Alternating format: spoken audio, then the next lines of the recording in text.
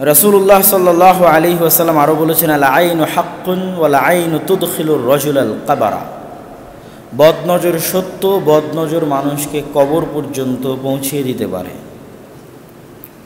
রাসূলুল্লাহ সাল্লাল্লাহু আলাইহি ওয়াসাল্লাম বলেন, আল আইনু হাক্কুন ওয়ালাউ কানা শাইউন সাবিকুল কদর লাসাবাকাতহুল আইন।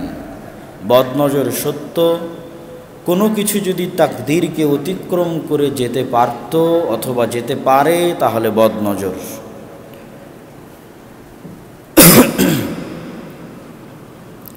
রাসূলুল্লাহ সাল্লাল্লাহু আলাইহি ওয়াসাল্লামের এই হাদিসগুলোর আলোকে স্পষ্টভাবে প্রমাণিত হয় যে বদনজর সত্য এবং বদনজরের প্রভাব আছে, এবং বদনজরের প্রভাব এত শক্তিশালী যে সেটি তাকদীরকেও অতিক্রম করে ফেলতে পারতে পারে, এবং বদনজরের প্রভাব এত শক্তিশালী যে বদনজর মানুষকে কবর পর্যন্ত তথা বদনজরের কারণে মানুষের মৃত্যু পর্যন্ত হয়ে যেতে পারে।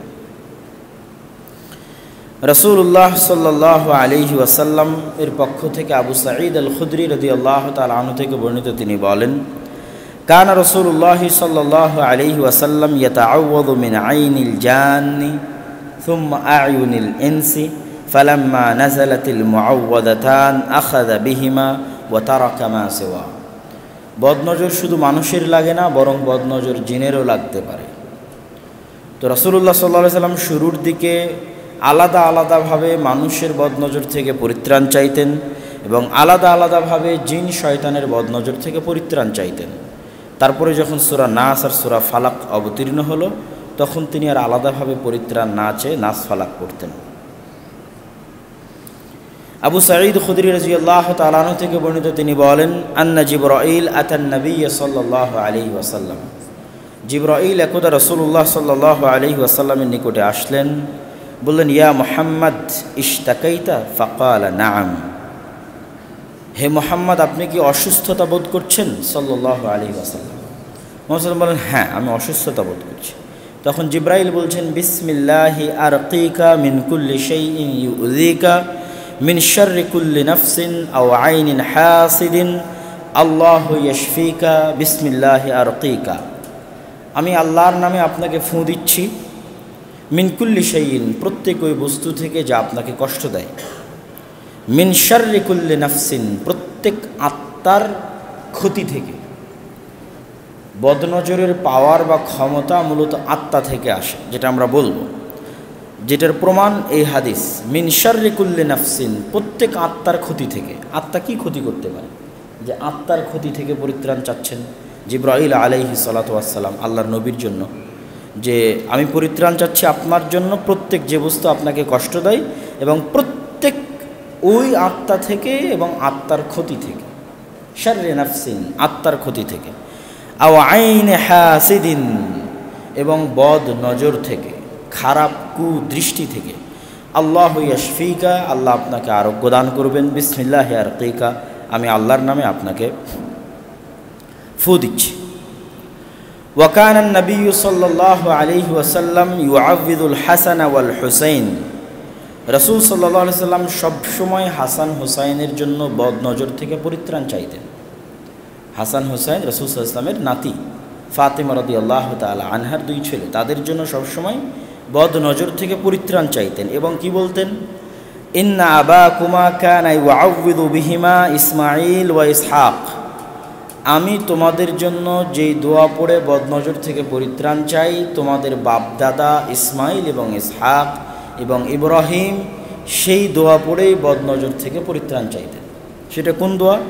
আউযু বিকালিমাতিল্লাহি তাম্মাহ মিন কুল্লি শাইতানিন ওয়া হাম্মাহ ওয়া মিন কুল্লি আইনিন লাম্মাহ। এই দোয়া পড়ে রাসূলুল্লাহ সাল্লাল্লাহু আলাইহি ওয়াসাল্লাম হাসান হুসাইনের জন্য বদনজর থেকে পরিত্রাণ চাইতেন এবং বলতেন, এই দোয়া পড়ে তোমাদের বাপদাদা, কেন রাসূল সাল্লাল্লাহু আলাইহি ওয়াসাল্লাম কার বংশের? ইসমাইল আলাইহিস সালাতু ওয়াস সালামের বংশের। আর ইসমাইলের ভাইকে ইসহাক। তো তোমাদের বাপদাদা ইসমাইল, ইসহাক এবং তাদের পিতা ইব্রাহিম এই দোয়া পড়েই তাদের সন্তানদের জন্য আল্লাহর নিকটে বদনজর থেকে পরিত্রাণ চাইতেন। দোয়ার অর্থ কি? আউযু বিকালিমাতিল্লাহি তাম্মাহ, আল্লাহর পরিপূর্ণ নামের মাধ্যমে, আল্লাহর পরিপূর্ণ কথা এবং বাক্যের মাধ্যমে আল্লাহর নিকটে পরিত্রাণ চাচ্ছে। মিন কুল্লি শয়তান, প্রত্যেক শয়তান থেকে, ওয়া হাম্মাহ, বিষাক্ত প্রাণী থেকে, অমিন কুল্লি আইনিন লাম্মাহ, এবং প্রত্যেক কুদৃষ্টি, বদনজর, খারাপ দৃষ্টি থেকে।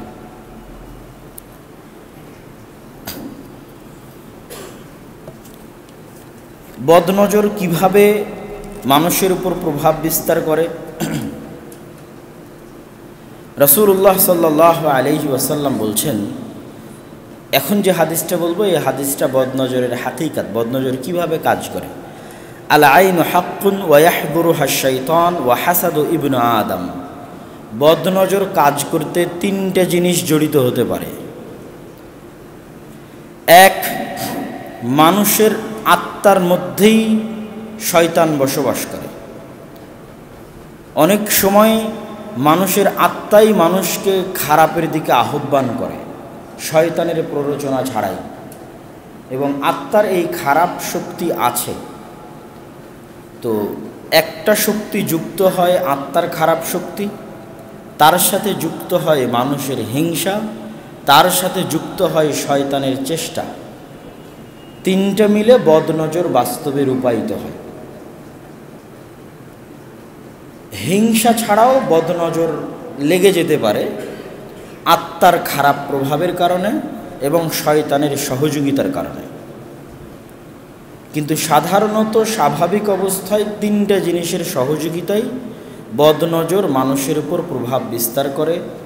এক, অন্তরের যে মনের আত্মার যে কুপ্রভাব, এই কুপ্রভাব, মানুষের হিংসা এবং শয়তানের প্রভাব, শয়তানের চেষ্টা এবং প্ররোচনা এবং সহযোগিতা। তো যে কোনো মানুষের যখন কোনো প্রশংসা করা হয়, যখন কোনো ভালো কিছু বলা হয়, ওই ভালো কিছু বলার মধ্যে যদি অন্তরে হিংসা থাকে, হিংসা নিয়ে তার ভালোটা আলোচনা করা হচ্ছে, তাহলে হিংসার সাথে ওই ভালো বলাটার সাথে শয়তানের প্ররোচনা, অন্তরের খারাপ প্রকৃতি সব একত্রিত হয়ে বদনজরে রূপান্তর হয়। যদি হিংসা না থাকে তবুও ভালো প্রশংসা করে কিন্তু আল্লাহর কাছে দোয়া করে না বরকতের, তখনও বদনজর লেগে যেতে পারে। বদনজর লাগবে না কখন? যখন প্রশংসাও করবে এবং আল্লাহর কাছে দোয়াও করবে বরকতের। মানে আপনি যদি আমার বক্তব্য শুনে প্রশংসা করেন যে আব্দুল্লাহ খুব ভালো বক্তব্য দিল, তাহলে সাথে সাথে এই দোয়া করা উচিত যে আল্লাহ আব্দুল্লাহর জ্ঞানে বরকত দান করুন, আল্লাহুম্মা আমিন। তাহলে আপনার এই প্রশংসা বদনজরের রূপান্তর হবে না। না হলে যে কোনো প্রশংসা বাক্য বদনজর হয়ে যেতে পারে, যে কোনো প্রশংসা বাক্য। ইবনে হাজার আসকালানী রাহিমাহুল্লাহ বলেন, وكثير من الناس يثقم بمجرد النظر إليه وتضعف قواه وكل ذلك بواسطة ما خلق الله تعالى في الأرواح الشيطانية من التأثيرات। বলছেন মানুষ বুঝতে পারে না যে বদনজর কিভাবে কাজ করে। আমি তাদেরকে স্পষ্ট করে দিতে চাই যে আল্লাহ সুবহানাহু ওয়া তাআলা রূহের মধ্যে খারাপ প্রভাব রেখেছেন, সেটা একটা। ওয়ালি শিদ্দাতি ইরতিবাতিহা বিল আইন নিসবাল ফি'লি ইলাল আইন ওয়া লাইসাত হিয়াল মুআসসিরা ওয়া ইন্নামা তা'সির লির-রূহ। আসলে চোখের কোনো প্রভাব নাই, বরং প্রভাব অন্তরের, রূহের। আমি একজনের দিকে তাকালাম আর কিছু হলো এটা না, বরং আমার অন্তরে কি কল্পনা করছি, কি ভাবছি, কি বলছি, প্রভাব মূলত সেটার। ফাল্লাযী ইয়াখরুজু মিন আইনিল আইনি সাহমুন মা নাবিয়্যুন। অন্তর থেকে যেই খারাপ ইচ্ছা এবং হিংসা বের হয়, এটা এক প্রকার মানে বাস্তব জাদু নয়, অদৃশ্য জাদু, মানে জাদুর মতো, কিন্তু বাস্তবে জাদু নয়। মানুষের অন্তর থেকে যে খারাপ জিনিস বের হয়। ইনসাদাফাল বাদান আল্লাযী লা বিকায়াতা লাহু ফাউসিরা ফি। এই অন্তরের খারাপ কুদৃষ্টি শয়তানের সহযোগিতায়, মানুষের হিংসায়, যার ক্ষেত্রে এই বদনজর হয়, তার শরীরের যদি কোনো প্রকার বা তার অন্তরের যদি কোনো প্রকার সেফটি গার্ড নেওয়া না থাকে, তাহলে এটা তার উপর গিয়ে প্রভাব করবে। কী সেই সেফটি গার্ডগুলো, সেগুলো আমরা বলবো ইনশাল্লাহ। ওয়া ইল্লা লাম ইয়ানফাদি সাহমু বাল রুদ্দা আলা সাহিবিহি ফাল আইনু তাহদুসু বিসাবাবিল ইজাব ওয়া বিসাবাবিল হাসাদ। সুতরাং বদনজর সংঘটিত হয় কোনো কিছুর প্রশংসা করার মাধ্যমে, কোনো কিছু দেখে ভালো লাগার মাধ্যমে, আর আরেকটা হচ্ছে বিসাবাবিল হাসাদ, হিংসার মাধ্যমে, যেটা আমরা আপনাদের সামনে পরিষ্কার করেছি। ইবনু হাজার আসকালানী রাহিমাহুল্লাহ ফাথুল বারীতে আরও বলেন, ইন্নাল আইনা তাকুনু মাআল ইজাব ওয়ালাউ বিগাইরি হাসাদিন। শুধু প্রশংসার মাধ্যমে বদনজর হয়ে যেতে পারে যদিও হিংসা না থাকে।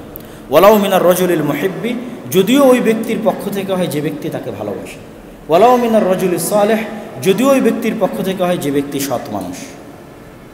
সৎ মানুষের পক্ষ থেকে তার অন্তরে হিংসা নাই এবং সে সত্যিই তাকে ভালোবাসে, তবুও তার প্রশংসা বাক্য, তার ইজাব, তার আশ্চর্য হওয়া, তার গুণাবলী বর্ণনা করা, তার প্রশংসা বাক্য উচ্চারণ করা বদনজরে রূপান্তর লাভ করতে পারে যদি দোয়া না থাকে, বরকতের দোয়া না থাকে। যদিও ওই মানুষ সৎ হয়, যদিও ওই মানুষ তাকে সত্যি ভালোবাসে এবং তার অন্তরে হিংসা নেই, তবুও তার প্রশংসা বাক্য বদনজর হতে পারে যদি তার সাথে দোয়া না থাকে।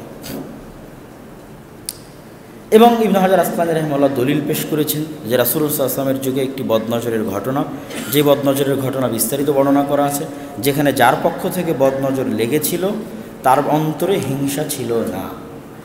মানে তিনিও একজন ভালো সাহাবী, কিন্তু তিনি প্রশংসা করেছিলেন, সামনের জনের চেহারা এবং শরীরের গঠনের প্রশংসা করেছিলেন যে অনেক সুন্দর সে দেখতে, কিন্তু কোনো প্রকার বরকতের দোয়া করেনি।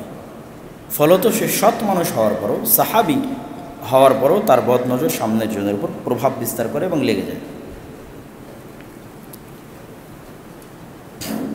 আর হিংসা সহ বদনজর আরও কার্যকরী হয়। এবং আমরা জানি যে হিংসা হচ্ছে দুই প্রকার, একটি হিংসা জায়েজ এবং আরেকটি হিংসা হারাম। যে হিংসা বা যেটা জায়েজ সেটা হচ্ছে আরেকজনের কাছে যে নেয়ামত আছে ওটা ক্ষতি না চাওয়া, না চাইয়ে ওটা স্বাভাবিকভাবে পাওয়ার আশা করা, যে হে আল্লাহ আপনি তাকে এত ধন সম্পদ দিয়েছেন, আমাকেও যদি এরকম ধন সম্পদ দিতেন, অমুককে আল্লাহ এত জ্ঞান দিয়েছে, আমার যদি এরকম জ্ঞান হতো, কিন্তু আমি তার ধ্বংস চাচ্ছি না। এই ঈর্ষাতে কোনো সমস্যা নেই। আর ওই হিংসা হারাম, যেই হিংসায় আমি চাচ্ছি যে ওর কাছে যা আছে ওটা ছিনিয়ে নেওয়া হোক, ওর কাছে যা আছে এটা ধ্বংস হয়ে যাবে, ও যে সফল হচ্ছে এই সফল যেন ও হতে না পারে। এই হিংসা হারাম এবং এই হিংসা হচ্ছে গুনাহের কাজ। এবং এই হিংসাই হচ্ছে প্রথম গুনাহ যা আসমানে সংঘটিত হয়েছিল, আর এই হিংসাই প্রথম গুনাহ যা জমিনে সংঘটিত হয়েছিল।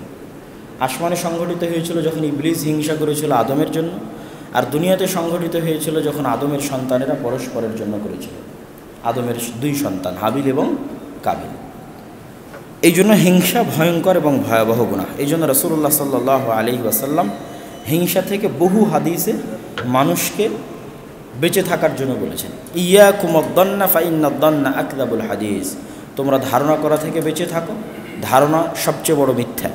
ওয়ালা তাহাসসাসু ওয়ালা তাজাসসাসু, তোমরা গোয়েন্দাগিরি করিও না, আরেকজনের খারাপ দুষ্ত্রুটি অনুসন্ধান করার চেষ্টা করিও না।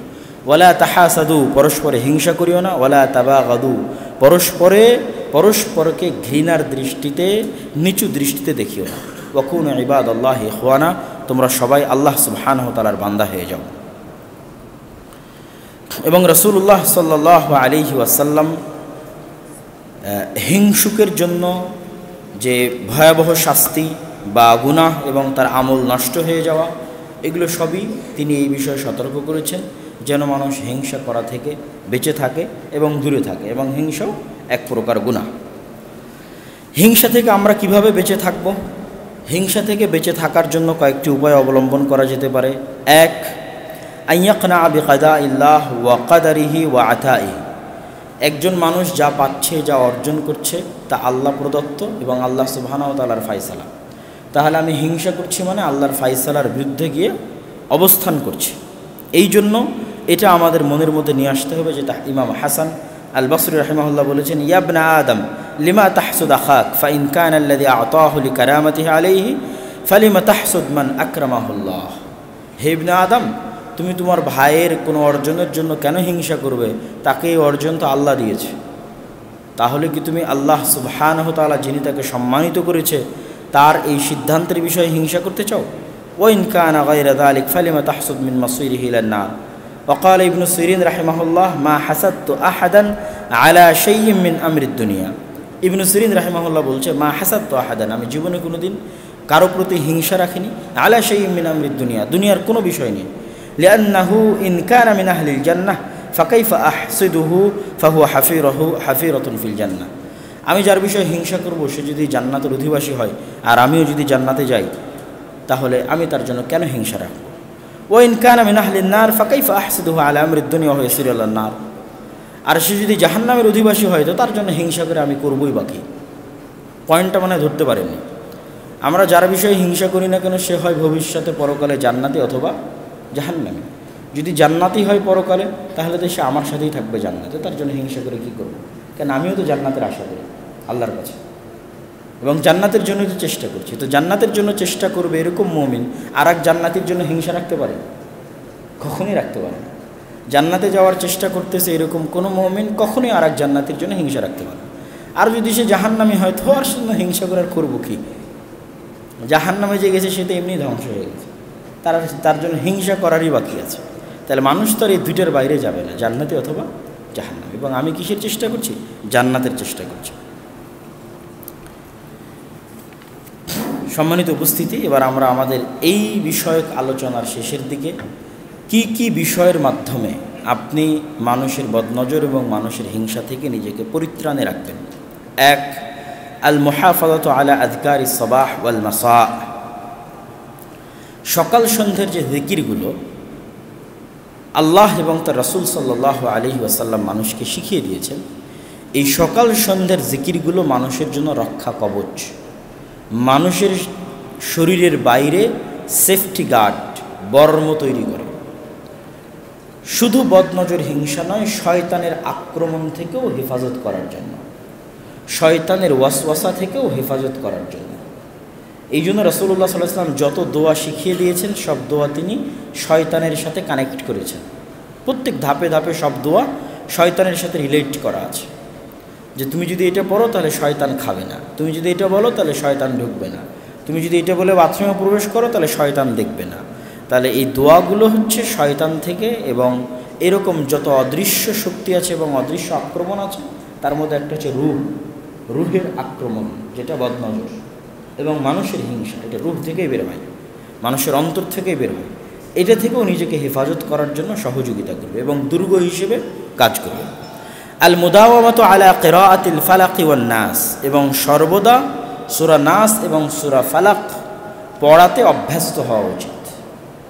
নাস, ফালাক, ইখলাস 5 ওয়াক্ত সালাতের পরে, ঘুমানোর পূর্বে, এরকম সকালে বিকেলে সবসময় নাস, ফালাক, ইখলাস পড়তে অভ্যস্ত হওয়া উচিত।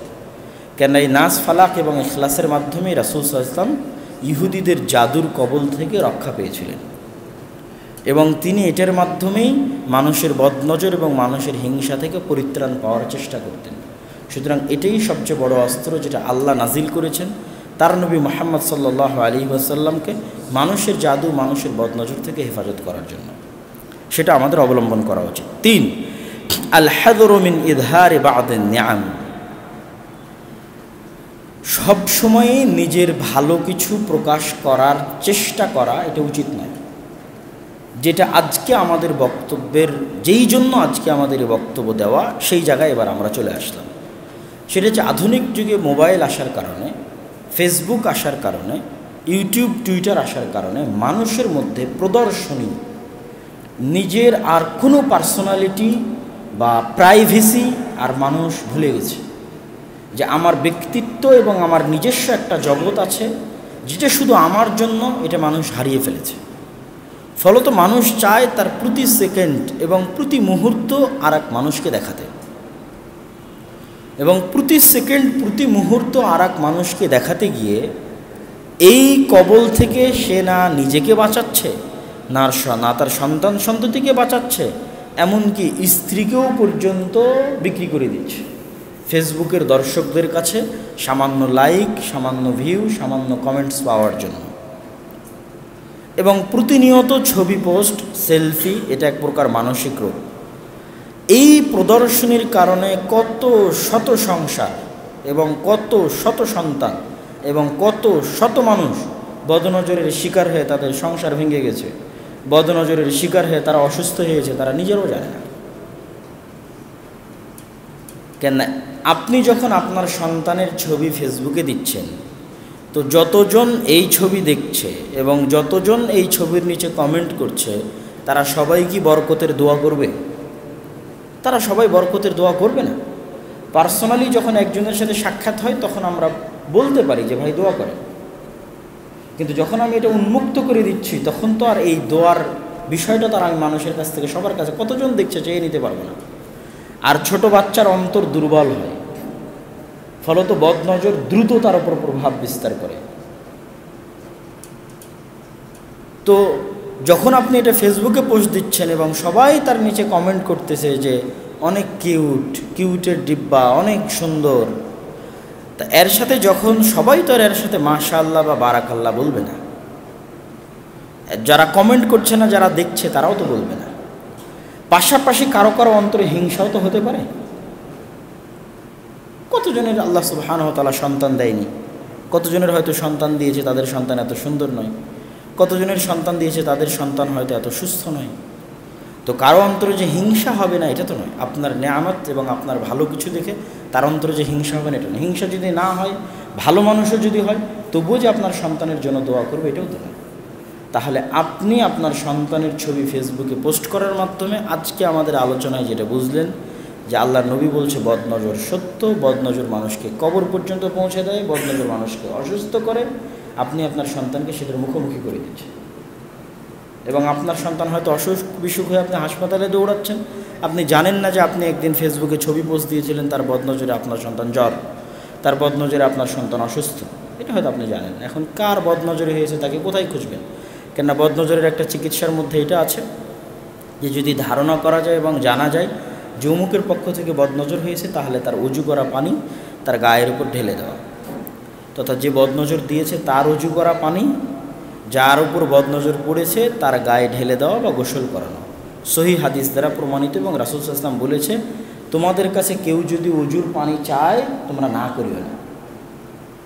মানে আপনার মনে যদি সন্দেহ হয় যে অমুকের কারণে আমি বদনজরের শিকার, তা আপনি এখন গিয়ে যদি তাকে বলেন যে ভাই আপনি একটু উজু করে পানিটা দেন, তো সে যেন না করে যে কিরে আমাকে সন্দেহ করলো, এটা আল্লাহ রাসূল না করতে নিষেধ করেছে।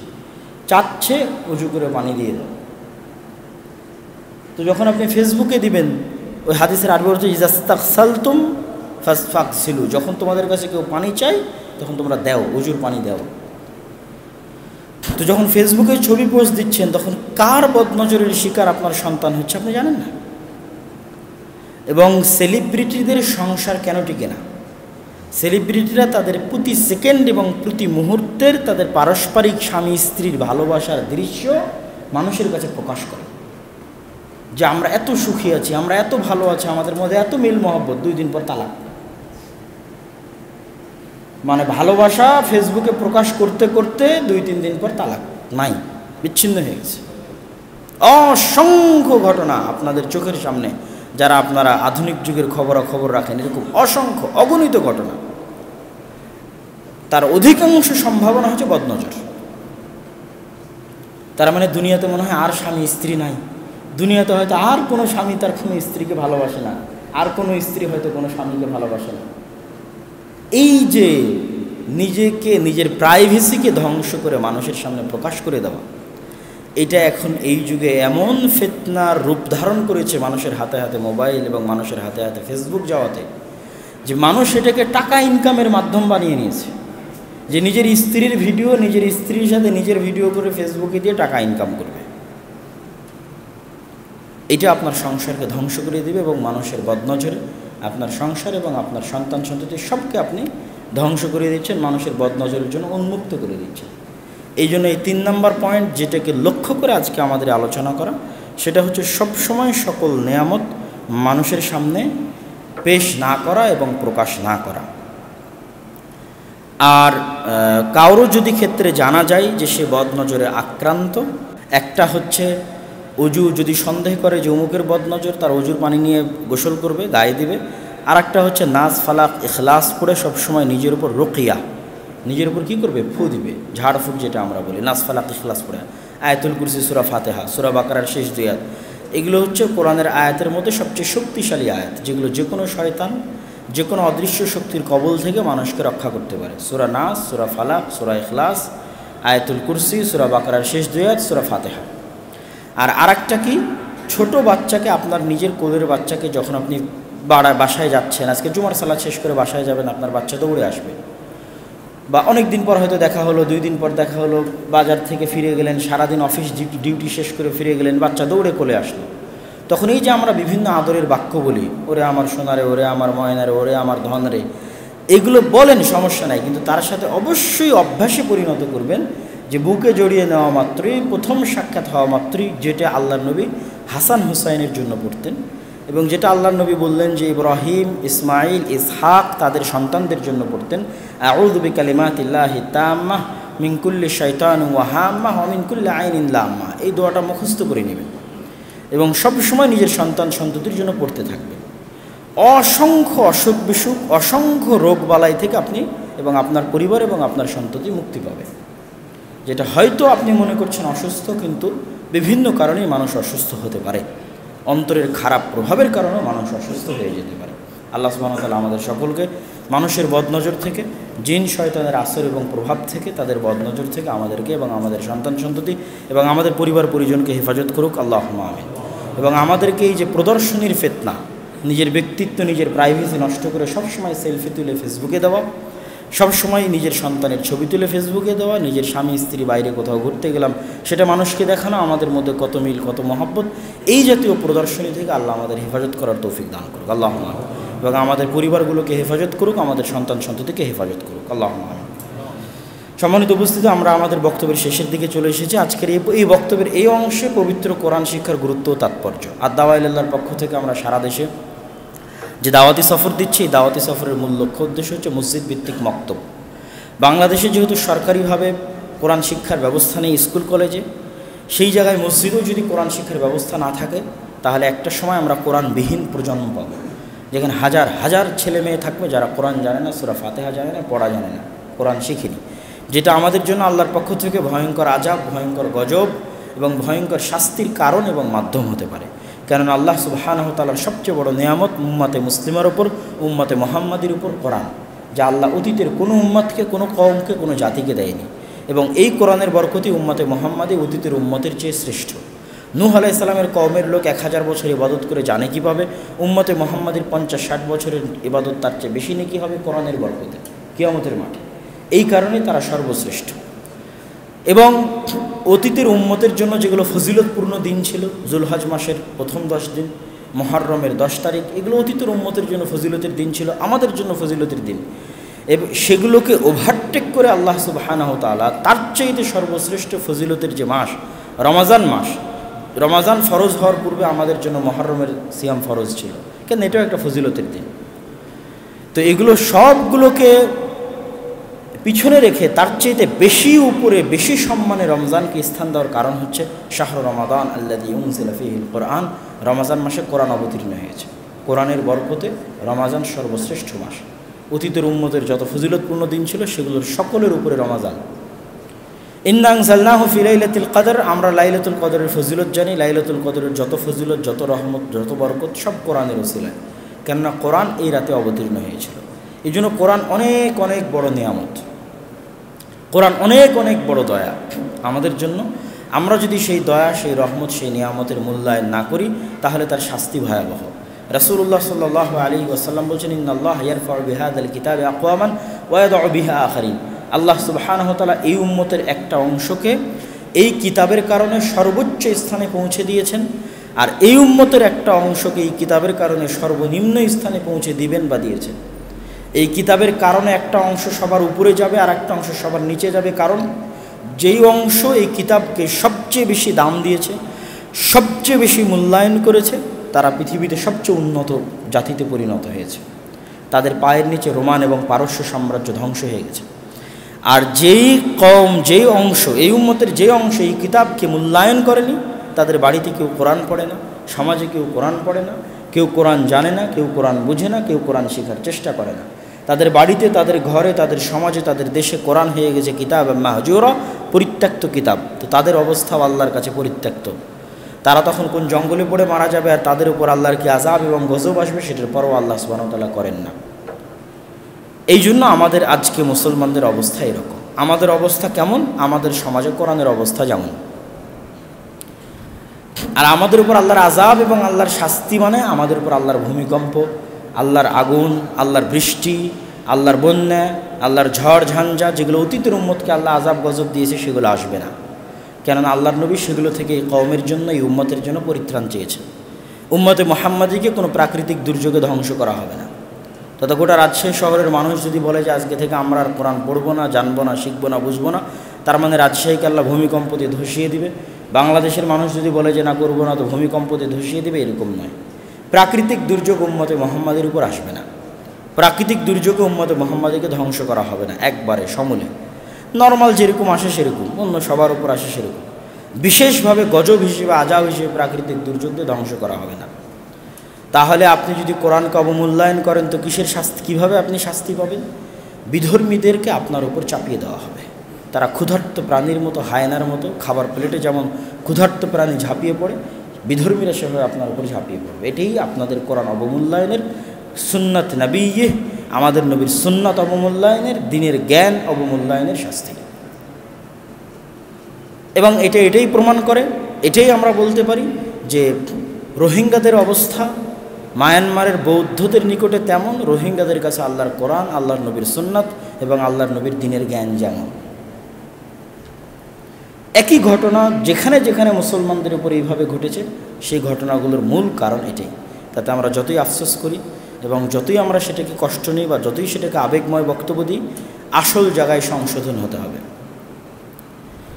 সম্মানিত উপস্থিতি, কোরআন শুধু মাদ্রাসার ছাত্রের জন্য নয়, কোরআন শুধু ছোট বাচ্চার জন্য নয়, কোরআন শুধু মাদ্রাসার ছাত্রকে ভাড়া করে নিয়ে এসে পড়িয়ে নেওয়ার জন্য নয়।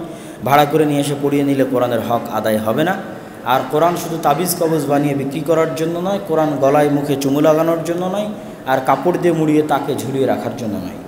কোরআন আল্লাহ পাঠিয়েছেন সকল মানুষের জন্য, হুদাল লিন্নাস, আদমের সকলের সন্তানের জন্য। আফ্রিকার কালো, ইউরোপের সাদা, আর বাংলাদেশের বাঙালি, ডোমচামার ম্যাথর মুচি, রিক্সা চালক, প্রধানমন্ত্রী, হিন্দু, বৌদ্ধ, ইহুদি, খ্রিস্টান, যারা আদমের সন্তান, সকলের জন্য কোরআন। আদম আলাইহিসসালাতু ওয়াসসালামকে আল্লাহ যখন জান্নাত থেকে নামিয়ে দেন, ইবলিসকে আসমান থেকে নামিয়ে দেন, তখন তিনি বলেছেন কুলনা বিতু জামিআ, আজকে তোমরা সবাই নেমে যাও, তোমরা একজন আরেকজনের শত্রু কিয়ামত পর্যন্ত। তো ইবলিস আর আদম কিয়ামত পর্যন্ত একজন আরেকজনের শত্রু। তখন আল্লাহ বলছে আদম আলাইহিসসালাতু ওয়াসসালামকে, তবে তোমার চিন্তা নাই, তোমার এবং তোমার বংশধরদের জন্য চিন্তা নেই। কী জন্য? ইবলিসের কবল থেকে বাঁচানোর জন্য আমি নবী পাঠাবো, রাসূল পাঠাবো, কিতাব পাঠাবো। তোমার বংশধররা যদি নবী রাসূল মানে, কিতাব মানে, ইবলিসের কবল থেকে বেঁচে যাবে। তাহলে আল্লাহ যে কিতাব পাঠাবেন বললেন, নবী রাসূল পাঠাবেন বললেন, তো শুধু মাদ্রাসার ছাত্রের জন্য? কি আমার কথা কি বুঝতে পারছেন? যে আল্লাহ ইবলিসের কবল থেকে বাঁচানোর জন্য যে কোরআনের সূরা বাকারায় ওয়াদা করলেন আদম আলাইহিস সালামের সাথে, যে তোমার বংশধরকে ইবলিসের কবল থেকে বাঁচানোর জন্য নবী পাঠাবো, রাসূল পাঠাবো, কিতাব পাঠাবো, তো শুধু মাদ্রাসার ছাত্রের জন্য? তার মানে সবার জন্য, আদমের সকল সন্তানের জন্য। সেই কিতাবই হচ্ছে কোরআন, যা আল্লাহ পাঠিয়েছে আপনাদের কাছে। আপনি বলেন না মুহাম্মদ সাল্লাল্লাহু আলাইহি ওয়াসাল্লামের কাছে পাঠিয়েছে, তাহলে ভুল। শুধু মাদ্রাসা না, আপনার কাছে, প্রত্যেক মানুষের কাছে আল্লাহ পাঠিয়েছে। মুহাম্মদ সাল্লাল্লাহু আলাইহি ওয়াসাল্লাম ওসিলা মাত্র। এই জন্য শুধু আপনার সন্তান মাদ্রাসায় ভর্তি করে দিলে আপনাকে আর কোরআন শেখা লাগবে না, এই ধারণা ভুল। আপনার সন্তানকে মক্তবে পাঠালে আপনার কোরআন শেখা লাগবে না, এই ধারণা ভুল। যখন প্রথম ইসলামে কোরআন অবতীর্ণ হয় তখন মুহাম্মদ সাল্লাল্লাহু আলাইহি ওয়াসাল্লামের বয়স 40, তখন খাদিজা রাদিয়াল্লাহু তাআলা আনহার বয়স 55, তখন আল্লাহ রসুলের চাচা হামজা এবং আব্বাস অবশ্যই তার চেয়ে বড় হবে। এবং আল্লাহ নবীর বন্ধুবান্ধব আবু বকর, ওমর, ওসমান, তালহা, জুবাইর, আব্দুর রহমান বিন আউফ, যারা আল্লাহ নবীর সমবয়সী। তাহলে কোরআন যখন প্রথম অবতীর্ণ হয় এবং প্রথম যেই জেনারেশন কোরআন শিখেছে তারা সবাই বৃদ্ধ এবং বৃদ্ধা। বৃদ্ধ বয়সে যখন দাড়ি পেকে গেছে হামজার, আব্বাসের, তখন কোরআন শিখে, কোরআন মানুষকে শিখিয়ে, মুখস্থ করে, কোরআনের জ্ঞান অর্জন করে, যুদ্ধ করে, জিহাদ করে শহীদ হয়ে গেছে। এইরকম জাজবা ছিল তাদের। তাহলে আপনি বয়সের অজুহাত দিয়ে কোরআন শিখবেন না, এটা থেকে বাঁচতে পারবেন না। কেননা ফার্স্ট জেনারেশন যারা কোরআন শিখেছিল ইসলাম আসার পরে, তারা সবাই আপনাদের চেয়ে বেশি বয়সের ছিল। যে বয়সে গেলে আপনি মনে করছেন যে আপনার আর কোরআন শেখা লাগবে না, আপনার বাচ্চাকে মাদ্রাসায় ভর্তি করেছেন, হয়ে যাবে না। এই কোরআন যেমন রহমত, যেমন বরকত, যেমন বড় দয়া, যেমন বড় নেয়ামত, তেমন আপনার বিপদের কারণ। কি বিপদের কারণ? রাসূলুল্লাহ সাল্লাল্লাহু আলাইহি সাল্লাম বলছেন আল কোরআন হুজ্জাতুন লাকুম ওয়া আলাইকুম, কোরআন কিয়ামতের মাঠে তোমাদের পক্ষে সাক্ষী দিবে, বিপক্ষে সাক্ষী দিবে। আল্লাহ কিয়ামতের মাঠে মানুষকে অপরাধী প্রমাণ করার জন্য যেই বিষয়গুলো থেকে সাক্ষী নেবেন, মানুষের দুই হাত, মানুষের দুই পা থেকে সাক্ষী নেবেন, জমিন থেকে সাক্ষী নেবেন। ঠিক আল্লাহ কোরআনের কাছ থেকে সাক্ষী নেবেন। প্রত্যেক মানুষের বিষয়ে কোরআনকে কমেন্ট করার সুযোগ দেওয়া হবে। কোরআন বলো, যেমন প্রত্যেক মানুষের বিষয়ে তার দুই হাত, তার দুই পা এবং জমিনকে কথা বলার সুযোগ দেওয়া হবে, তেমনি প্রত্যেক মানুষের বিষয়ে কাকে কথা বলার সুযোগ দেওয়া হবে? কোরআনকে।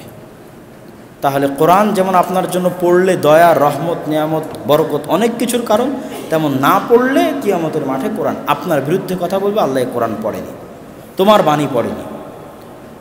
তোমার নবী 23 বছর পরিশ্রম করে কষ্ট করে তোমার যে বাণী এবং কালাম উম্মতে মুহাম্মাদের জন্য পাঠিয়েছিল, এর বাড়িতে ছিল, এর ঘরে ছিল, এর শহরে ছিল, এর গ্রামে ছিল, শিখার সুযোগ ছিল, জানার সুযোগ ছিল। জীবনে honours, masters, BCS, cadre, SSC, HSC, বিবাহ শাদী, ব্যবসা বাণিজ্য, পরিবার পরিজন, বাড়ি ঘর সব কিছু করেছে, তোমার কোরআন শিখার এর সুযোগ হয়নি। এই অভিযোগ যখন কোরআন আপনার বিরুদ্ধে পেশ করবে, তখন আপনার আর বলার কিছু থাকবে না, আপনার আর অজুহাত দেওয়ার কিছু থাকবে না। সম্মানিত উপস্থিতি, এই জন্য অবশ্যই প্রত্যেক মানুষকে কোরআন শিখতে হবে। কোরআন শেখা ফরজে আইন, যেমন সালাত ফরজে আইন। কেননা সালাত হয় না কোরআন ছাড়া, সালাত বাতিল কোরআনবিহীন। সালাতের সবচেয়ে বড় রুকুন, রুকুর চাইতে বড় রুকুন, সিজদার চাইতে বড় রুকুন, তাশাহুদের চাইতে বড় রুকুন, সালাতের সবচেয়ে বড় রুকুন হচ্ছে সালাতের মধ্যে দাঁড়িয়ে থেকে যখন মানুষ কোরআন তেলাওয়াত করে, এটাই হচ্ছে সালাতের সবচেয়ে মোস্ট ইম্পর্টেন্ট রুকুন। তথা কোরআন নাই, সালাত বাতিল। তার মধ্যে যতটুকু লাজেম বাধ্যতামূলক পড়তে হবে সেটা সূরা ফাতিহা। সূরা ফাতিহার পরেও যদি কারো মুখস্থ থাকে, জানা থাকে, পড়বে। কিন্তু যদি না থাকে তাহলে বাধ্যতামূলক কি পড়তে হবে? সূরা ফাতিহা। সূরা ফাতিহা কোরআনের অংশ, কোরআন ছাড়া সালাত বাতিল। তার মানে সালাত যদি ফরজ হয় তো কোরআনও ফরজ। এই জন্য রাসূলুল্লাহ সাল্লাল্লাহু আলাইহি ওয়াসাল্লাম যখন সালাত লম্বা করতেন, তারাবিতে, তাহাজ্জুদে, তখন কোরআন দিয়ে লম্বা করতেন। এটাই সর্বশ্রেষ্ঠ ইবাদত যে মানুষ সালাতের মধ্যে কোরআন তেলাওয়াত করবে। এই জন্য রাসূল সাল্লাল্লাহু আলাইহি ওয়াসাল্লাম তারাবি এবং তাহাজ্জুদে লম্বা তেলাওয়াত করতেন কোরআনে। সূরা বাকারা, সূরা আলে ইমরান যেমন মুখস্থ ছিল সেভাবে লম্বা তেলাওয়াত করতেন। সম্মানিত উপস্থিতি, তাহলে কোরআন শিক্ষা আমাদের জন্য জরুরি এবং প্রয়োজন। কিন্তু দুঃখজনক হলেও সত্য কি, আমাদের মসজিদগুলোতে এসি লাগানোর টাকা আছে, টাইলস লাগানোর টাকা আছে, মুসলমানের সন্তানের মক্তব শেখানোর, পরিচালনার টাকা নাই। টাকা অবশ্যই আছে, কিন্তু চিন্তা চেতনা নাই, সচেতনতা নাই। এই বিষয়ে কেউ চিন্তা ভাবনা করে না। আপনি যদি মসজিদ স্বর্ণ দিয়েও বানিয়ে দেন, কিন্তু মসজিদের মুসল্লিদের যদি দিনের জ্ঞান না থাকে, কোরআন এবং হাদিসের জ্ঞান না থাকে, তাহলে 50 বছর পরে এই মসজিদে কেউ আসবে না। আর যদি আপনার মসজিদ জীর্ণ শীর্ণ তালপাতারও হয়, খড়ের হয়, টিনের হয়, কিন্তু মুসল্লিদের কাছে দিনের জ্ঞান থাকে, তো যতদিন জ্ঞান থাকবে ততদিন ইসলাম থাকবে। ইসলাম জ্ঞানের উপর টিকে থাকে, দিনের উপর টিকে থাকে, ততদিন মুসল্লিরা থাকবে। এই জ্ঞানটা, এই দিনটা টিকেই আছে দিনের জ্ঞানের ট্রান্সফরমেশনের উপরে। এবং শিক্ষার এই গুরুত্ব আমরা বুঝি আর না বুঝি, ইহুদি খ্রিস্টানরা খুব ভালো বোঝে। ইউরোপ, আমেরিকা ওই বিশাল বিল্ডিং, বুর্জ খলিফা, দুবাইয়ের মতো বানিয়ে পৃথিবী শাসন করে না, বা সৌদি আরবের মতো বিশাল বড় বড় রাস্তা বানিয়ে পৃথিবী শাসন করে না। ইউরোপের রাস্তা সৌদি আরবের মতো প্রশস্ত বড় নয়, আপনাদের এই বাগমারার মতোই চিকন ছোট রাস্তা। আর ইউরোপ, আমেরিকায় ওই যে দুবাইয়ের বুর্জ খলিফার মতো অত বড় বিল্ডিংও নাই। তো এইটা দিয়ে পৃথিবী শাসন করা গেলে দুবাই, সৌদি আরব পৃথিবী শাসন করতো। তেল দিয়ে পৃথিবী শাসন করা গেলে দুবাই, সৌদি আরব করতো। পৃথিবী তারা শাসন করে কি দিয়ে? তাদের কাছে অক্সফোর্ড আছে, ক্যামব্রিজ আছে, হার্ভার্ড আছে, নাসা আছে, উন্নত মানের শিক্ষা এবং গবেষণার প্রতিষ্ঠান আছে। শিক্ষা এবং জ্ঞান দিয়ে পৃথিবী শাসন করা যায়। তারাও যখন আপনাদের বাংলাদেশ সহ পৃথিবীর যে কোনো মুসলিম দেশে কাজ করে, তার আগে গির্জা না বানিয়ে স্কুল বানায়, কলেজ বানায়। বাংলাদেশের সর্বশ্রেষ্ঠ স্কুল কলেজগুলো তাদের দ্বারাই পরিচালিত। তারা জ্ঞান এবং শিক্ষার গুরুত্ব বুঝে। তাহলে আপনি মসজিদ বানাবেন স্বর্ণ দিয়ে, আপনার মসজিদে টাইলস থাকবে, এসি থাকবে, আর আপনার সন্তান শিক্ষা অর্জন করবে তাদের কাছে। তাহলে এই মসজিদ, এই টাইলস, এই এসি দিয়ে আপনি কি করবেন? যেখানে জ্ঞানের ব্যবস্থা নাই, যেখানে শিক্ষার ব্যবস্থা নাই। যেখানে জ্ঞান এবং শিক্ষার ব্যবস্থা তারা নিয়ে যাচ্ছে যারা আপনার সন্তানকে অমুসলিম, মুনাফিক এবং ঈমানবিহীন বানিয়ে দেবে, কোরআনবিহীন বানিয়ে দেবে। এবং তারা এই শিক্ষার রাস্তা ধরার জন্য কঠোর পরিশ্রম করেছে। তাদের মসজিদ নাই, বিল্ডিং নাই, কিচ্ছু নাই, অথচ 25,000 স্কুল চালায় সারা বাংলাদেশে। তাদের এরকম মসজিদের মতো জায়গাও নাই, বিল্ডিংও নাই, মানুষের জমি ভাড়া নিয়ে স্কুল চালায়। তাহলে তারা বুঝে শিক্ষার গুরুত্ব, কিন্তু আমি এবং আপনি বুঝি না। সম্মানিত উপস্থিতি, এই জন্য শিক্ষার গুরুত্ব সীমাহীন এবং অপরিসীম। রাসূল সাল্লাল্লাহু আলাইহি ওয়াসাল্লামের যুগে মসজিদ নববী শুধু ইবাদত বা 5 ওয়াক্ত সালাতের জায়গা ছিল না, বরং জ্ঞান অর্জনের জায়গা ছিল। সাহাবীরা আল্লাহর নবীর কাছে মসজিদে নববীতে কোরআন শিখতেন, হাদিস শিখতেন, এবং মসজিদে নববীতে সেই ধারা এখনও অব্যাহত আছে। এখনও মসজিদে নববীর ওই সুন্নাত ধরে রাখার জন্য এখনও মসজিদে নববীর সালাতের পরে সবচেয়ে বড় ফাংশন, সবচেয়ে বড় কাজ হচ্ছে জ্ঞান শেখানো। শত শত শিক্ষক আছে, শত শত ছাত্র আছে, কি শিখবেন তার শেখার ব্যবস্থা আছে মসজিদে নববীতে। নাহু, সরফ, বালাগাত, উসুলে হাদিস, উসুলে তাফসির, কোরআন হিফজ, দুনিয়ার ইসলামের যত জ্ঞান আছে সকল জ্ঞান শিখার ব্যবস্থা করা আছে। তাহলে মসজিদের দ্বিতীয় বড় গুরুত্বপূর্ণ জিম্মেদারি হচ্ছে মসজিদকে মারকাজুল ইলম, জ্ঞানের দায়িত্ব নিতে হবে। এবং দাওয়াতি মাঠে সর্বশ্রেষ্ঠ দাওয়াতি কাজ কোরআন শিখা এবং শেখানো। রাসূলুল্লাহ সাল্লাল্লাহু আলাইহি ওয়াসাল্লাম বলেছেন, খায়রুকুম মান তাআল্লামাল কোরআন ওয়া আল্লামাহ, তোমাদের মধ্যে সর্বশ্রেষ্ঠ সে যে কোরআন শিখে এবং শিখায়। এটাই শ্রেষ্ঠ দাওয়াতি কাজ এবং এটা সাদাকায়ে জারিয়ার সবচেয়ে বড় মাধ্যম। আজকে আপনার হাত দিয়ে যদি একজন কোরআন শিখে, সে মরা পর্যন্ত যে কোনো জায়গায় কোরআন পড়ুক না কেন, তার নেকি আপনার কবরে পৌঁছতে থাকবে। তার হাত দিয়ে যদি আবার কেউ শিখে, সেটাও আপনি পাবেন। তার হাত দিয়ে যদি আবার কেউ শিখে, সেটাও আপনি পাবেন। তথা ডেস্টিনির মতো আপনারা যে মাল্টি লেভেল মার্কেটিং বুঝেন, ওটা ব্যবসা বাণিজ্যে হারাম, কিন্তু নেকিতে 100-তে 100। আপনি যতজনকে শিখাবেন, সে যতজনকে শিখাবে, সে যতজনকে শিখাবে, সব নেকি আপনার খাতায় জমা হবে। এবং কিয়ামত পর্যন্ত যদি এরকম চলতেই থাকে, আরেকজনকে আপনিও বসে বসে পেতে থাকবেন। এবং এটাই সত্য যে আজকে এই পৃথিবীতে আমরা যারা ইবাদত করছি, দিন শিখছি, শিখাচ্ছি, আমল করছি, কোরআন শিখছি, শিখাচ্ছি, তাদের সবার নেকির একটা অংশ সাহাবীরা পাচ্ছে, তাদের সবার নেকির একটা অংশ মুহাম্মদ সাল্লাল্লাহু আলাইহি ওয়াসাল্লাম পাচ্ছে। তাহলে তাদের এই যে সাদাকায়ে জারিয়ার বিশাল কাতারে আপনার শামিল হওয়া উচিত না? উচিত না, অবশ্যই উচিত, যাতে আপনার জন্য সাদাকায়ে জারিয়ার বিশাল দরজা উন্মুক্ত থাকে। আপনার হাত দিয়ে ইসলামী সম্মেলন হোক, জালসা হোক, ভালো কথা, কিন্তু ওই ইসলামী সম্মেলন জালসা দিয়ে আপনি জানে কি পাবেন? তার চেয়ে বেশি নেকি পাবেন যদি আপনি মুসলমানের সন্তানের শিক্ষার ব্যবস্থা করেন। এটা সাদাকায়ে জারিয়া। এই জ্ঞানের মাধ্যমেই দিন টিকে আছে। এই জ্ঞান যত ছড়াবে তত দিন আরও বেশি টিকে থাকবে, এবং আপনার ওই সাহাবীদের বিশাল সাদাকায়ে জারিয়ার কাতারে আপনিও শামিল হয়ে যাবেন। পৃথিবী যতদিন থাকবে আপনার আমলনামা তো নেকিযুক্ত হতে থাকবে। এই জন্য আমার আজকের বক্তব্যের এই শেষ অংশ থেকে আপনাদের কাছে আমার উদাত্ত আহ্বান থাকবে যে আপনারা আপনাদের ব্রেনে এটা ইনস্টল করে নেন যে নিজেকে কোরআন শিখতে হবে। কোরআন না শিখে মারা যাওয়া যাবে না। কোরআন না শিখে মারা গেলে আপনি বিপদে আছেন। কিয়ামতের মাঠে আপনার হাত পা আপনার বিরুদ্ধে চলে যেতে পারে, কিয়ামতের মাঠে জমিন আপনার বিরুদ্ধে চলে যেতে পারে। অন্তত কোরআনকে আপনার পক্ষে রাখার চেষ্টা করেন, যে কোরআন যেন আপনার পক্ষে থাকে, সে যেন আপনার বিরুদ্ধে না যায়। এই জন্য রাসূলুল্লাহ সাল্লাল্লাহু আলাইহি ওয়াসাল্লাম বলেছেন, ইন্না আহলাল্লাহ আহলুল কোরআন। দুনিয়াতে মন্ত্রীর লোক আছে, চেয়ারম্যানের লোক আছে, মেম্বারের লোক আছে, যে অমুকের সাথে ঝামেলা করিও না, সে মন্ত্রীর খাস লোক। তো দুনিয়াতে আল্লাহরও খাস লোক আছে। আল্লাহর খাস লোক কারা? তাতাজাফা জুনুবুহুম আনিল মাদাজি'। কোরআন যাদেরকে রাতে ঘুমাতে দেয় না, কোরআনের ভালোবাসায় যারা রাতে ঘুম থেকে উঠে কোরআন তেলাওয়াত করে, কোরআন বুঝে এবং কোরআন শিখে, এরা আল্লাহর খাস লোক, এরা আল্লাহর বন্ধু। এবং জান্নাতে গিয়ে কোরআন পাঠককে বলা হবে, কোরআন পাঠক তুমি কোরআন পড়তে থাকো, ইকরা ওয়ারাত্তিল ওয়ারতাকি। যেখানে গিয়ে তোমার কোরআন পড়া শেষ হবে, সেখানে গিয়ে তোমার জান্নাতের সর্বোচ্চ স্থান। জান্নাতে ফ্যাসিলিটির পার্থক্য আছে, সুযোগ সুবিধার পার্থক্য আছে। জান্নাতে একদল জান্নাতি থাকবে যারা জান্নাতের খাদেম হবে, এটাও তাদের তারাও জান্নাতি, কিন্তু তারা জান্নাতের খাদেম। আবার জান্নাতে একদল জান্নাতি হবে যারা আল্লাহর প্রতিবেশী, আল্লাহর নবীর প্রতিবেশী। তো জান্নাতে গিয়ে জান্নাতীদের সবচেয়ে বড় আফসোস হবে, সে যদি দুনিয়াতে আরেকটু কোরআন পড়তো, আরেকটু জিকির করতো, আজকে আরও অনেক উপরে তার স্থান হতো।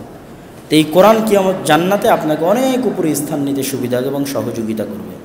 সুতরাং কোরআন আপনাকে এবং আমাকে শিখতেই হবে। পাশাপাশি আপনাদের মাথায় এটা বসিয়ে নিতে হবে যে আপনার সন্তানকে তো কোরআন শিখাবেনই। আপনার কর্মস্থল, কাজের জায়গা, বাড়ি, শ্বশুর বাড়ি, আত্মীয় স্বজন, আপনার গ্রামের মসজিদ, আশেপাশের মসজিদ, সব জায়গায় আপনার ব্রেনে কাজ করতে হবে এখানে কোরআন শিক্ষার ব্যবস্থা আছে কিনা, এই গ্রামের ছেলেমেয়েরা কোরআন শিখে কিনা। এবং কোরআন শিক্ষার ব্যবস্থা না থাকলে সেটার জন্য উদ্যোগ নেওয়ার চেষ্টা করা, এবং সাহাবীদের এই বিশাল সাদাকায়ে জারিয়ার কাতারে আপনিও নিজেও শামিল হওয়ার চেষ্টা করা। এই আহ্বান আপনাদের কাছে থাকবে। আর আমরা যে উদ্যোগ নিয়েছি সেটা হচ্ছে, যারাই কোরআন শেখা এবং শেখানোর কার্যক্রমে সামনে এগিয়ে আসতে চাইবে, আমরা তাদের পাশে থাকার চেষ্টা করব। তাদের যদি অর্থনৈতিক সহযোগিতার দরকার হয় সেটার মাধ্যমে পাশে থাকার চেষ্টা করব। শিক্ষকের ট্রেনিং, সিলেবাসের প্রয়োজন হয় সেটার মাধ্যমে পাশে থাকার চেষ্টা করব। এবং এই বিষয়ে আপনারা আমাদের সাথে সালাতের পরে প্রশ্নোত্তরের যদি কোনো পর্ব থাকে সেখানে আপনারা যোগাযোগ করতে পারেন, যারা আগ্রহী এবং যারা এই বিষয়ে উদ্যোগ নিতে চান, উদ্যোগী হতে চান। কিন্তু আমার সাথে করতে হবে এই কথা নয়, কিন্তু কোরআন শিক্ষার ব্যবস্থা থাকতে হবে। কোরআনবিহীন প্রজন্ম বড় হতে দেওয়া যাবে না। সবাইকে কোরআন শিখতে হবে, দিনের জ্ঞান অর্জন করতে হবে। দিনের জ্ঞানের প্রথম পার্টই হচ্ছে কোরআন। মৌলিক আকীদার পরে সবচেয়ে জরুরি জিনিস হচ্ছে কোরআন। মানে আপনি আল্লাহ সম্পর্কে মৌলিক আকীদা জেনে নিলেন, নবী সম্পর্কে মৌলিক আকীদা জেনে নিলেন। এখন দিনের জ্ঞানের সবচেয়ে ফরজ অংশ আপনার উপর হচ্ছে কোরআন, শিখতেই হবে। আপনি যদি কোরআন শিখা বাদ দিয়ে আব্দুর রাজ্জাক বিন ইউসুফের বক্তব্য শোনেন আর জাকির নায়েকের বক্তব্য শোনেন, কোরআন শিখার আপনার মধ্যে কোনো চেষ্টাই নাই, কোনো আগ্রহই নাই, সেটা বাদ দিয়ে জাকির নায়েক এবং আব্দুর রাজ্জাক বিন ইউসুফের বক্তব্য শুনলেও হারাম হতে পারে, গুনাহ হতে পারে, আমি মনে করি। হ্যাঁ, কোরআন শিখার চেষ্টা কন্টিনিউয়াসলি চলতেছে। আল্লাহ মানুষকে কখনোই বলেনি যে তোমাকে পরিপূর্ণ হতে হবে, মানুষের পক্ষে পরিপূর্ণ হওয়া সম্ভব নয়। আল্লাহর নবী যেভাবে কোরআন তেলাওয়াত করতো সেভাবে আপনি কোরআন তেলাওয়াত করতে পারবেন, এইটা আল্লাহর চাওয়া নয়। জিবরাইল যেভাবে কোরআন তেলাওয়াত করেছে আল্লাহ সুবহানাহু ওয়া তাআলার কাছ থেকে শুনে সেইভাবে আপনাকে কোরআন তেলাওয়াত করতে হবে, এটা আল্লাহর চাওয়া নয়। আল্লাহ জানে মানুষ অপূর্ণ, মানুষ অক্ষম। আপনার কাছে আল্লাহর চাওয়া হচ্ছে আপনি চেষ্টা করছেন কিনা, মরা পর্যন্ত চেষ্টা করতে থাকতে হবে। দিনের জ্ঞান অর্জন করার, কোরআন শেখার চেষ্টার জন্যই আল্লাহ সুবহানাহু ওয়া তাআলা আমাকে এবং আপনাকে লিখে দিবে। আল্লাহ সুবহানাহু ওয়া তাআলা আমাদেরকে বোঝার তৌফিক দান করুক। আল্লাহুম্মা আমিন।